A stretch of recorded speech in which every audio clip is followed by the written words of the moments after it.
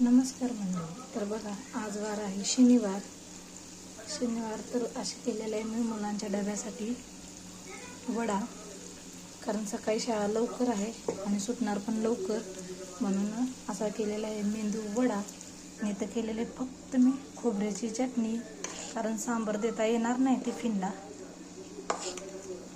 तर अशी केलेली आहे खोबऱ्याची चटणी, खूप टेस्टी होती आहे अशी केली तर. आणि इथं बघा आपले मेंदू वडे होत आहे, कसे दिसतात बघा. प्लेटात काढेल, मंद गॅसवर मी त्याला होऊ देत आहे. किंवा एकदम असं सेम हॉटेलसारखे झालेले आहेत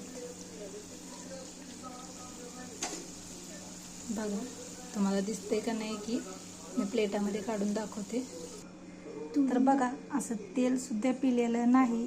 तुम्हाला जर याची रेसिपी पाहिजे असेल तर कमेंट करून सांगा, मी नक्की शेअर करेन. तर एक तुम्हाला मी तोडून दाखवते. बघा, आतमधून पण किती असे क्रिस्पी झालेले आहेत आणि आतमध्ये बी छान असं फ्राय झालेलं आहे आणि एकदम क्रिस्पी. मुलांच्या छोट्या ब्रेकसाठी खूप छान आहे. फक्त सांबार देता येणार नाही. तर कसं वाटलं नक्की कमेंट करून सांगा.